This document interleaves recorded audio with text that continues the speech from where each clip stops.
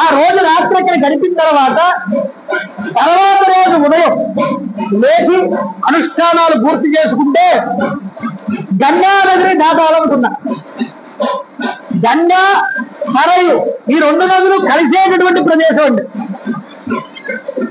ఆ గంగా నదిని దాటాలి, దక్షిణం వైపుకు వెళ్ళాలి. నావను ఒక దాన్ని సిద్ధం చేశాక ఋషులు, అయ్యా ఈ నావను ఎక్కండి, పొద్దు పోకుండా మీరు ఈ యొక్క నదిని దాటండి, ఎందుకంటే మీరు వెళ్లాల్సిన దూరం చాలా ఉన్నది, చీకటి ప్రాంతం, వచ్చేది కీకారణ్యం, కాబట్టి మీరు ముందుగా వెళ్తే ఆ అరణ్యాన్ని దాటగలుగుతారు, కాబట్టి మీరు ఈ యొక్క పడవని ఎక్కండి అని పడవని ఎక్కించారు. నది మీద వెళ్తోంది పడవ. విశ్వామిత్రుడు, లక్ష్మణస్వామి, రామచంద్ర ప్రభు కూర్చున్నారు పడవలో. వెళ్తూ ఉండగా ఒక గొప్పదైనటువంటి శబ్దం వచ్చింది నదిలో నుంచి. రాముడు అడిగాడు విశ్వామిత్రుడిని, అయ్యా ఇంతటి శబ్దం వస్తోంది ఈ నదిలో నుంచి, ఏమిటి దీనికి కారణం అని అడిగితే, విశ్వామిత్రుడు చాలా మంచి ప్రశ్న అడిగావు రామ. కైలాస పర్వతం దగ్గర హిమవత్ పర్వత ప్రాంతంలో బ్రహ్మగారు తన మనస్సు ద్వారా ఒక సరస్సును సృష్టించారు. ఆ సృష్టించిన సరస్సు పేరు మానస సరస్సు అని పేరు, దాన్ని బ్రహ్మ సరస్సు అని కూడా పిలుస్తారు దాన్ని. ఆ సరస్సు నుంచి ఒక నది పాయ ఉద్భవించింది. అది మీ యొక్క అయోధ్య పట్టణాన్ని చుట్టుకుని ప్రవహిస్తూ ఇంత దూరం వచ్చి ఇక్కడ గంగా నదిలో కలుస్తోంది. అందువల్ల సరస్సు నుంచి పుట్టినటువంటి నది కాబట్టి దానికి సరయూ నది అని పేరు వచ్చింది. ఈ సరయూ నది ఈ గంగా నదిలో కలిసేటప్పుడు దాని యొక్క అలలు, దీని యొక్క అలలు ఒకదానికొకటి గుద్దుకుని ఒక గొప్పదైనటువంటి ధ్వని ఈ నది మధ్యలో నుంచి పైకి వస్తున్నది అని చెప్పారు. ఆ నదికి నమస్కారం చేయి సంగమానికి అన్నాడు. రామచంద్ర ప్రభు ఆ సంగమానికి నమస్కారం చేశాడు. దక్షిణం వైపు దిగారు. నడుచుకుంటూ వెళ్తూ ఉంటే ఒక కీకారణ్యం వచ్చింది. కీకారణ్యం, కీచురాళ్ళ యొక్క ధ్వని, క్రూర మృగాల యొక్క సంచారం, నల్లమద్ది ఎర్రమద్ది చెట్లతో, చంద్ర చెట్లతో, వరాహము, సింహము, వ్యాఘ్రము, ఏనుగులతో నిండిపోయి ఉన్నదిట ఆ ప్రదేశం అంతా కూడా. అప్పుడు రామచంద్ర ప్రభువును విశ్వామిత్రుడిని అడిగాడు, అయ్యా మహానుభావ, ఈ యొక్క భయంకరమైనటువంటి ఈ అరణ్యం యొక్క పేరేమిటి, దీని విశేషం ఏమిటో చెప్పండి అని అడిగితే విశ్వామిత్రుల వారు చెప్తున్నారు, నాయన ఈ కారణి ఉన్నదే ఇది పూర్వకాలమున మలదము, కరుషము అనేటటువంటి రెండు పట్టణాలు ఈ ప్రదేశం. ఈ పట్టణాలు ఈ రోజు ఈ అరణ్యాల కింద మారిపోయాయి. దీని కథను చెప్తాను వినమన్నా. పూర్వం వృత్తాసురుని సంహారం చేసినప్పుడు దేవేంద్రుడు ఆయనకి బ్రహ్మహత్యా దోషం పట్టుకుంది. బ్రహ్మహత్యా దోషం పట్టినప్పుడు ఆయనకి శరీరానికి మలం చేరిపోయింది. విపరీతమైన ఆకలి, దప్పిక ఇవి కలిగాయి. ఇప్పుడు ఈ బ్రహ్మహత్యా దోషం పోవాలంటే ఏం చెయ్యాలి అని సంకల్పం చేస్తే ఋషులు, దేవతలందరూ కూడా వచ్చి సకల నదీ జలాల్ని తీసుకువచ్చి వాటిని పవిత్రంగా మంత్రపూరితం చేసి ఆ ఇంద్రుడికి అభిషేకం చేశారు ఈ ప్రదేశంలో. మలదము అంటే మాలిన్యం అండి, కరుషము అంటే ఆకలి, దప్పిక. ఈ అభిషేకం చేసినప్పుడు ఈయన దోషమంతా కూడా కిందకి జారిపోయింది ఆ నీళ్లతో. ఆ జారిపోయిన దోషాన్ని ఈ భూమి పుచ్చుకుంది. దేవేంద్రుడు అన్నట్ట, నా మలాన్ని, నా యొక్క ఆకలి దప్పుల్ని రెండింటినీ మీరు పుచ్చుకున్నారు కాబట్టి ఈ భూమి, ఈ ప్రదేశం, ఈ ప్రదేశానికి మలదము, కరుషము అని రెండు పేర్లు ఏర్పడతాయి. రెండు ప్రదేశాల కింద ఇది బాసిల్లుతుంది. ఈ పట్టణం సకల భోగ వస్తువులతో విలసిల్లుతుంది. ఇక్కడ లోటు లేకుండా ఉంటుంది ఈ ప్రదేశం అని, దీన్ని అనుగ్రహంగా ధనధాన్యాదులతో తులతూగుతుందని ఆశీర్వదించాడు దేవేంద్రుడు. అయితే కొంతకాలం తర్వాత ఇంత గొప్పగా విలసిల్లుతున్న ఈ పట్టణంలోకి 1000 ఏనుగుల బలం కలిగినటువంటి ఒక యక్షిని, ఆవిడ పేరు తాటక, ఆవిడ వచ్చి నివసించడం ప్రారంభం చేసిందయ్యా. ఆవిడ సుందుడు అనేటటువంటి ఆయన యొక్క భార్య. ఈ సుందుడికి ఈ తాటకకి పుట్టినటువంటి వాడు ఎవరైతే ఉన్నాడో వాడు మారీచుడు. ఈ మారీచుడు చాలా పరాక్రమం కలిగిన వాడు, యుద్ధమునందు దేవేంద్రుడు అంతటి వాడు. అలాంటి వాడు ఈ ప్రదేశంలో ఈ తాటక ఈ వనాన్నంతటినీ కూడా పాడు చేసింది. పాడు చేసి వనాన్నంతటినీ కూడా నష్టపరిచిందయ్యా. ఇక్కడ నుండి 1.5 యోజనం దూరంలో అది నివసిస్తోంది. దారిలో వెళ్లే వాళ్ళని వచ్చే వాళ్ళని భక్షించి వేసుకున్నది అని చెప్పారు. ఇలా చెప్పగానే ఆయనకి సంతృప్తి కలగలేదు రామచంద్ర ప్రభు. అయ్యా నాకు సందేహం కలిగింది. ఏమిటా సందేహం అంటే ఏమీ లేదు, ఇక్కడ ఉన్నటువంటి రాక్షసి యక్షిణి అని మీరు అంటున్నారు కదా, యక్షులకి బలం తక్కువగా ఉంటుంది కదా, మరి అందున స్త్రీ అయినటువంటి ఈ యక్షిణికి 1000 ఏనుగుల బలం ఎలా వచ్చింది? ఇది చెప్పండి నాకన్నాడు రాముడు. విశ్వామిత్రుడు అన్నాడు, తప్పకుండా రామ, పూర్వం ఇక్కడ సుకేతుడు అనేటటువంటి ఒక యక్షుడు ఉండేవాడు. ఆ సుకేతుడు అనేటటువంటి యక్షుడికి వివాహం అయింది కానీ సంతానం లేదు. సంతానం కోసం బ్రహ్మగారికి తపస్సు చేశాడు. తపస్సు చేస్తే బ్రహ్మగారు ప్రత్యక్షమై నీకు ఒక కూతుర్ని ఇస్తున్నాను తీసుకో అని ఓ కూతుర్ని అప్పచెప్పాడు. ఆ కూతురికి అప్పచెప్పాడు కానీ కుమారుణ్ణి ఇవ్వలేదు. ఈ కూతురికి మాత్రం 1000 ఏనుగుల బలం ఉంటుంది అని ఆశీర్వదించాడు. బ్రహ్మగారి వరం వల్ల ఈవిడికి 1000 ఏనుగుల బలం వచ్చింది. తరువాతి కాలంలో ఈవిడ జంబాసురుడు అనేటటువంటి రాక్షసుడి యొక్క కుమారుడైనటువంటి సుందుడు అనేటటువంటి ఆయన్ని వివాహం చేసుకుంది ఈ తాటక. వీళ్ళిద్దరికీ మారీచుడు జన్మించాడు. అయితే ఎదిరింప సఖ్యంగా ఉన్నటువంటి అగస్త్య మహర్షి వారు ఈ ప్రాంతంలో సంచరిస్తూ ఉండేవారు. ఒకరోజు అగస్త్య మహాముని కోపానికి ఈ సుందుడు గురై అగస్త్య మహర్షి వారి యొక్క చేతిలో సుందుడు మరణించాడు. మారీచుడికి విపరీతమైన కోపం వచ్చింది. నా తండ్రిని చంపినటువంటి అగస్త్య మహర్షిని ఊరికే వదిలిపెట్టనని తన తల్లి అయినటువంటి తాటకతో కలిసి అగస్త్య మహర్షి వారి మీదకి వెళ్ళారు. ఆయన మహానుభావుడు. ఆయన తపస్సు ముందు వీళ్ళెక్కడ నిలబడతారు? ఆయన ఒక్క ఓంకారం చేశాడు. ఓంకారం చేసి వీళ్ళు ఎదురుగుండా వస్తుంటే మారీచుడిని నువ్వు రాక్షసుడు వైపో బ్రహ్మరాక్షసుడు అని శపించాడు. అంతేకాదు ఈ తాటకని కూడా శపించాడు. నువ్వు కూడా రాక్షస రూపాన్ని పొంది నరమాంసభక్షణ చేస్తూ జీవుల్ని హింసిస్తూ ఇదే ప్రదేశంలో పడుండు అని శపించాడు. ఆ ప్రదేశాన్ని విడిచిపెట్టి వెళ్ళిపోయాడు. దానికి విపరీతమైన కోపం పెరిగిపోయింది. వాళ్ళ ఆయన్ని చంపేశాడు అగస్త్యుడు, తన్ని శపించాడు, తన కొడుకుని శపించాడు. విపరీతమైన కోపంతో అగస్త్యుడిని ఏం చెయ్యలేక ఆ అగస్త్యుడు సంచరించిన ప్రదేశాన్నంతటినీ కూడా భగ్నం చేసేసి, అందువల్ల ఇంతటి చక్కనైన పట్టణాలల్లా ఈరోజు అరణ్య ప్రాంతాల కింద మారిపోయాయ్యా. ఈ తాటకి చేసినటువంటి పరిస్థితి ఇది. అందువల్ల ఆ తాటకి ఇక్కడే ఉన్నది, దాన్ని నువ్వు సంహారం చెయ్యాలి. ఎందుకో చెప్పమంటావా? గోబ్రాహ్మణ హితార్థాయ జహి దుష్ట పరాక్రమం. ఎవరి వల్ల గోవులు బ్రాహ్మణులు కూడా ఇబ్బంది పడుతూ ఉంటారో వాళ్ళని భూమి మీద ఉంచకూడదు. ఇది భగవంతుడి సంకల్పం. ఎందుకంటే ఎవరికి అపకారం చేయని వస్తువుల్లో గోవు ఒకటి. ఆ గోవును ఉపయోగించి లోక కళ్యాణాన్ని కాంక్షించేవాడు బ్రాహ్మణుడు. లోక కళ్యాణం కావాలన్నా గోవు వల్ల బ్రాహ్మణుడి వల్ల అవుతోంది. యజ్ఞ యాగాదులు క్రతువులు జరిగితే అప్పుడు వర్షం పడి భూమి అనేటటువంటిది పండుతున్నదే.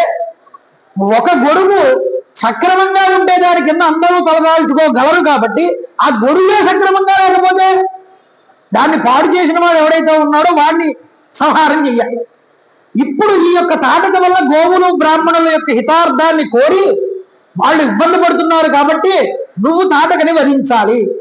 అయ్యో అదేమిటండి, మీరు గురువు గారు ఒక ఆడదాన్ని చంపమని చెప్తున్నారేమిటి అంటావేమో. రామ అలా అనుకోకేమి. ఎందుకంటే నువ్వు రాజకుమారుడివి. చాతుర్వర్ణ హితార్థాయ కర్తవ్యం రాజసూనున. 4 వర్ణాల వారిని రక్షించాల్సిన బాధ్యత క్షత్రియుడిగా నీ మీద ఉన్నది. అందువల్ల నీ కర్తవ్యము గుర్తుపెట్టుకో. నువ్వు రాజకుమారుడివి కాబట్టి నృశంసం అనృశంసం వా ప్రజా రక్షణ కారణాత్ పాతకం వాస దోషం వా. అందుకనే కర్తవ్యం రక్షతా సత. నీకు దోషం వస్తుందని నువ్వు అంటున్నావు ఆడదాన్ని చంపడం వల్ల. అలాంటి దోషం వచ్చినా దాన్ని మీద వేసుకుని భరించాలి రాజు అనేటటువంటి. ఎందుకని ప్రజలందరినీ కాపాడడం కోసం ఒక దుర్మార్గురాల్ని చంపినా తప్పు లేదు. ఒక ధర్మ సూక్ష్మం చెప్పాడు. పూర్వం దేవేంద్రుడు మందర అనేటటువంటి రాక్షసి భూమిని అంతటినీ కూడా మింగేయాలని చూస్తే దానిని సంహారం చేశాడు దేవేంద్రుడు. ఉసన అనేటటువంటి స్త్రీ గొప్పదైనటువంటి రాక్షసులకి శ్రేయస్సు చేకూర్చడం కోసం తపస్సు చేస్తూ ఉంటే శ్రీ మహావిష్ణువు ఆ ఉసన అనేటటువంటి స్త్రీని సంహారం చేశాడు. ఈ ఉసన అనే ఆవిడ భృగు మహర్షి యొక్క భార్య, శుక్రాచార్యుడి తల్లి. ఆవిడ తపస్సు చేస్తూ ఉంటే విష్ణువు తల నరికేశాడు వెళ్ళి. తర్వాత భృగు మహర్షి శపించాడు, నీకు కూడా భార్య ఏం కలుగుతున్నది, అది రామావతారంలో తీర్చుకున్నాడు అనుకోండి. అంటే భగవంతుడు కూడా లోకాన్ని రక్షించడం కోసం స్త్రీ అయినా సరే చంపవలసి వచ్చింది. కాబట్టి నువ్వు రాజువు కాబట్టి అందరినీ రక్షించాల్సిన బాధ్యత నీ మీద ఉంది కాబట్టి అది పాతకమైన నీ మీద వేసుకుని ఈ యొక్క గొప్పదైనటువంటి సంహారం నువ్వు చేసి తీరాలి. ఆలోచించకు, నువ్వు చేయవయ్యా రామ. ఆయన అన్నాడు వెంటనే, నేను చంపుతాను, కానీ ఎందుకో చెప్పమంటారా గురువు గారు? అది స్త్రీ అనో దాని వల్ల నాకు పాపం వస్తుందనో పోనీ మీరు చెప్పారనో కాదు, నాకు సోహం పితుర్వచ శ్రుత్వా శాసనాత్ బ్రహ్మవాదిన గో బ్రాహ్మణ హితార్థాయ దేశస్యాస్య సుఖాయ చ. మా తండ్రి గారు మీతో మిమ్మల్ని మీకు ఇచ్చి నన్ను పంపించినప్పుడు ఆయన ఏది చెప్తే అది చేసి నడుచుకో అలాగా అని చెప్పారు. మా నాన్నగారు చెప్పినందుకు మీరు ఏది చెప్తే నేను చేస్తాను. పితృవచన నిర్దేశాత్ పితృవచన గౌరవాత్. తండ్రి గారి మాట మీద గౌరవం ఉంచి మీరు చెప్పిన దానికి నేను తలాడిస్తున్నానన్నా. అంతేకాదు గోబ్రాహ్మణ హితార్థాయ, గోవుల్ని బ్రాహ్మణుల్ని రక్షించడానికి నేను ఈ పనికి పూనుకుంటానన్నా. ఒక్కసారి ధనుష్టంకారం చేశాడు. ఆ చెవిలో పడింది రాక్షసి చెవిలో ఈ ధనుష్టంకారం. చూసింది దూరం నుంచి రామలక్ష్మణులు ఇద్దరినీ కూడా. పరిగెత్తుకుంటూ రాళ్లు రువ్వుకుంటూ వేగంగా వచ్చేస్తోంది. లక్ష్మణుడి వైపు తిరిగి అన్నాడు రాముడు, చూడవయ్యా ఎంత క్రూరంగా ఉందో ఈ రాక్షసి. దీన్ని చూస్తే ఒక సామాన్యమైనటువంటి వాడు గుండె పగిలిపోయి చచ్చిపోతాడు, అంత భయంకరంగా ఉంది. కానీ ఇది స్త్రీ కాబట్టి నేను చంపాలనుకోవట్లేదు, దీని యొక్క కాళ్ళు చేతులు నరికేసి విడిచిపెడతా, ఇక ఎవరి జోలికి వెళ్ళలేదు అని మాట్లాడుతున్నా. మాట్లాడుతూ ఉంటే లోపే దగ్గర గడ్డ వచ్చేసింది. దగ్గరికి వచ్చి రాళ్ల వర్షం కురిపించింది. రాముడు చాకచక్యంగా రాళ్లన్నింటినీ పక్కకి తప్పిస్తున్నాడు. తప్పిస్తూ ఉంటే దుమ్ము చెలరేగింది. ఆ దుమ్ము నుంచి కూడా తప్పించుకుంటున్నాడు, కనిపించట్లేదు అవతల. అయితే ఉపేక్షిస్తున్నాడు రామచంద్ర ప్రభు, స్త్రీ కదా స్త్రీ కదా. ఇక ఉపేక్షించవద్దు రామ, ఇప్పటికే నిన్ను ఉపేక్షించింది చాలు, నువ్వు సాయం సంధ్యాసమయం అవుతోంది, సూర్యుడు అస్తమిస్తున్నాడయ్యా. సంధ్యాసమయం అయితే రాక్షసులకి విపరీతమైనటువంటి శక్తులు పెరిగిపోతాయి, ఇక ఆలోచించకుండా దీన్ని సంహారం చేయి. అప్పుడు రామచంద్ర ప్రభు తన బాణంతో దాని పాదాలను నరికేశాటే, కింద పడిపోయింది. అయినా దేర్పుంటూ వచ్చేస్తుంది రాముడి మీద. లక్ష్మణుడు పరిగెత్తుకుంటూ వెళ్ళి చేతులు నరికేశాట, ముక్కు చెవులు నరికేశాట. మొదటి ముక్కు చెవులు నరకడం ఇక్కడే లక్ష్మణుడు తాటకి. ఏమండి, నరికిన తర్వాత కూడా విపరీతమైనటువంటి రాళ్లను రువ్వుతూ ఉంటే అప్పుడు రామచంద్ర ప్రభు ఒక బాణం తీసుకుని ఆ బాణంతో దాని వక్షస్థలాన్ని వేధించారన్న. వెంటనే అంత తాటకి కూడా పెద్ద కేక వేసి అక్కడే పడిపోయింది. రమణ గోవింద గోవింద. తాటకా సంహారం. దేవతలందరూ ఆకాశంలో కనబడ్డారు. ఎవరికి? విశ్వామిత్రుడు. ఆనంద చికితులయ్యారు. తాటకీ సంహారం అనేటటువంటిది జరిగింది, మాకింకా ఆనందమే ఆనందం అన్నారు. ఏవయ్యా, రాముడికి బల అతి బల అనేటటువంటి విద్యలు నేర్పుకో. నీ దగ్గర చాలా శస్త్రాస్త్ర సంపద ఉన్నది. ఈ రాముడి వల్ల భవిష్యత్తులో చాలా ఒక గొప్ప కార్యం జరగవలసి ఉన్నది. కాబట్టి నీ దగ్గర ఉన్నటువంటి అస్త్ర సంపదనంతటినీ ఆ రాముడికి ఇవ్వవయ్యా అని దేవతలందరూ విశ్వామిత్రుడిని ప్రార్థన చేశారు. ఆయన యోగ దృష్టితో చూశాడు దేవతలు పలికిన మాటలన్నింటినీ. సరే రామ, ఈ రోజుకి రాత్రికి ఇక్కడే విశ్రమిద్దాం, ఈ అరణ్యంలో రేపొద్దున్నే మనం బయలుదేరదాం అన్నాడు. అలాగేనని ఆ రోజు రాత్రి అక్కడే పడక ఏర్పాటు చేసుకుని ఆ అరణ్యంలోనే హాయిగా నిద్రపోయారు రాత్రి రాముడు లక్ష్మణుడు ఆ యొక్క విశ్వామిత్రుడు. ఉదయం అయ్యింది, లేచారు, అనుష్ఠానాలు పూర్తి చేసుకున్నారు. బయలుదేరుతూ వెళ్తూ ఉండగా ఆ యొక్క రామచంద్ర ప్రభువుని దగ్గరికి పిలిచిన ఆయన రామ ఆచమనం చేయవయ్యా, నీకు నేను కొన్ని అస్త్ర సంపదలను ఇస్తున్నాను, స్వీకరించమని. చూడండి ఎలాంటి అస్త్ర సంపద ఇచ్చాట, గొప్ప గొప్ప అస్త్రాలన్నింటినీ ఇచ్చాడు. అంతేకాదు ఈ అస్త్రాల వల్ల నీకేమిటి లాభం అంటే, దేవతలు, అసురులు, గంధర్వులు, నాగులు మొదలైన వారెవ్వరూ కూడా ఈ అస్త్రాలకి ముందు నిలబడలేరు, నీకు వశమైపోతారు. అంత శక్తివంతమైన అస్త్రాలు ఇవి, నేను మహేశ్వర ప్రసాదంగా స్వీకరించాను, కాబట్టి ఇవి నువ్వు తీసుకో. ఏమేమి ఇచ్చాడు? దండచక్రం, ధర్మచక్రం, కాలచక్రం, తీక్ష్ణమైనటువంటి విష్ణు చక్రం, ఐంద్రాస్త్రం మొదలైనవి ఇచ్చాడు. బ్రహ్మ శిరోనామకాస్త్రం ఇచ్చాడు, బ్రహ్మాస్త్రం ఇచ్చాడు, మహాశూలాన్ని ఇచ్చాడు, మోదకి అనేటటువంటి గదనిచ్చాడు, శిఖరి అనేటటువంటి గదనిచ్చాడు. అంతేకాదు కాలపాశము, వరుణపాశము, వారుణాస్త్రము, శుష్కశని, ఆర్ద్రశని అనే దివ్య అస్త్రాలన్నీ ఇచ్చాట. శివుడికి సంబంధించిన మహాస్త్రాన్ని ఇచ్చాట, నారాయణుడికి సంబంధించిన నారాయణాస్త్రాన్ని ఇచ్చాట. ఈ అస్త్రదేవతలందరూ కూడా ఒక రూపాన్ని పొంది మనుష్యాకృతిని, అయ్యా ఇవన్నీ కూడా విశ్వామిత్రుడు మీకు అందజేశాడు, మా కర్తవ్యం ఏమిటో చెప్పండి అని అడిగారు రామచంద్ర ప్రభు ఒక రూపంలోకి మారి.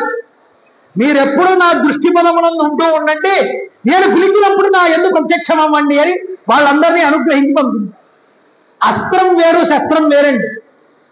అస్త్రం అంటే మంత్రశక్తి. ఆ మంత్రశక్తిని ఒక దర్భగడ్డి మీదైనా ప్రయోగించి విడిచిపెడితే అది పెద్ద అనుభవంపై అవతల వారి మీద వెళ్ళిపడుతుంది. మంత్రానికి అంతటి శక్తి ఉంది. మననాత్ త్రాయతే ఇది మంత్ర.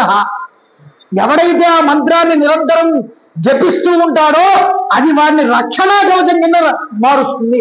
అందుకనే మీ చేత నామం ఎందుకు చెప్పించడం? మంత్ర రూపంలో ఉన్న నామాన్ని అది మనల్ని రక్షిస్తుంది. కాబట్టి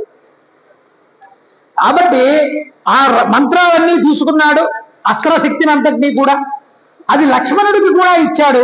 కొంత దూరం వెళ్ళేటప్పటికి అడిగాడు మళ్ళీ గురువు గారిని, అయ్యా మంత్రం అస్త్రాలైతే ఇచ్చారు, వాటిని ఎలా ఉపయోగించాలో చెప్పారు, కానీ ఉపసంహార విద్యలు కూడా చెప్పండి. ఎంతటి కఠినమైన వాడైనా దాన్ని మళ్ళీ తగ్గించగలిగే శక్తి లేకపోతే లోకాలన్నీ పాడైపోతుంది. ఉపసంహార విద్య నేర్పమంటే కూర్చోమన్నాడు. కొంత దూరం వెళ్ళాక అంటే శిష్యులు అడుగుతారా అడగడానికి టెస్టింగ్ గురువుగా కూర్చోబెట్టారు. ఆచమనం చేయించి మళ్ళీ అంత ఉపసంహారం ఎలా చేయాలి అన్ని అస్త్రాలన్నింటినీ కూడా చెప్పారు. చెప్పిన తర్వాత లక్ష్మణుడికి చెప్పాడు రామచంద్ర ప్రభు. ఆ అస్త్ర విద్యలన్నింటినీ స్వీకరించిన రాముడు, లక్ష్మణుడు ఆ యొక్క విశ్వామిత్ర మహర్షితో సిద్ధాశ్రమానికి చేరుకున్నారు. అక్కడే జరుగుతోంది యాగం. ఏ విధంగా సిద్ధాశ్రమానికి చేరుకున్నారో, మారీచ సుబాహుల్ని ఎలా సంహారం చేశారో, అసలు సిద్ధాశ్రమం అనే పేరు ఆ యొక్క ఆశ్రమానికి ఎందుకు వచ్చిందో, ఈ విషయాలన్నింటితో పాటుగా గాలి యొక్క వృత్తాంతాన్ని కూడా రేపొద్దున మనం చెప్పుకునేటటువంటి విశ్వామిత్రుడి యొక్క జన్మ వృత్తాంతం ఎలా జరిగింది అన్న విశేషాలను కూడా మనం రేపు చెప్పుకునేటటువంటి ప్రయత్నం చేద్దాం. మంగళాశాసనపరై పదాచార్య పురోగమై సర్వైశ్చ పూర్వైరాచార్య సకృదాయాస్తు మంగళం. కాళే వర్షదు పర్జన్య పృథివీ సత్యశాలిని. జయ గురుదేవ దత్త. రేపు సాయంత్రం 6:45 కల్లా ప్రారంభం చేస్తానండి. అక్కడే ప్రారంభం చేస్తాం. రేపేమి కార్యక్రమాలు ఏమీ లేవు, అక్కడే చేసుకోవచ్చు. రేపు 6:45 కల్లా అందరూ ఉండండి.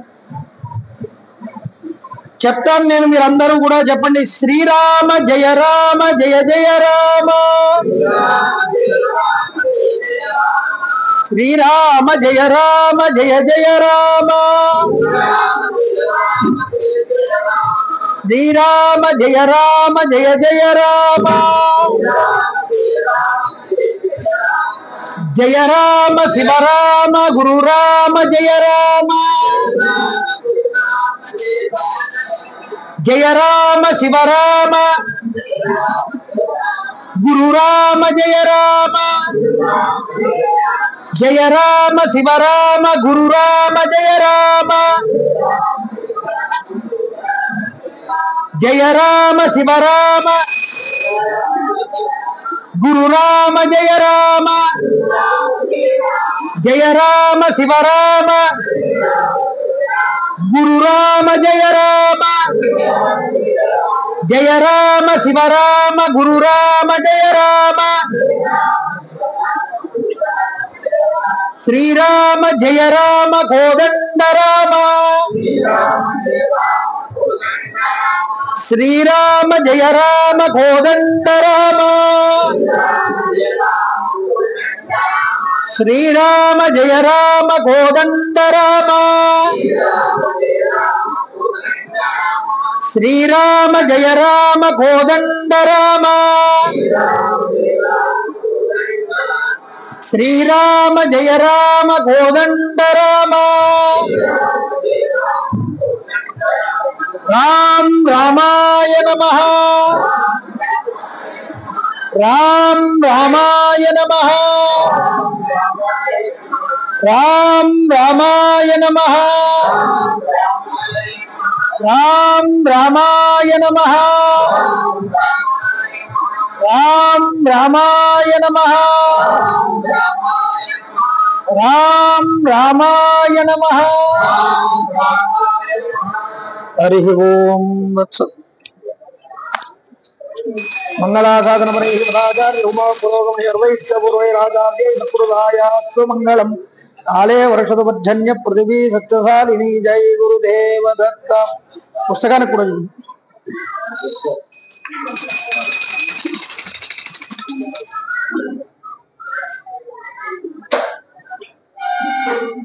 గోవిందా.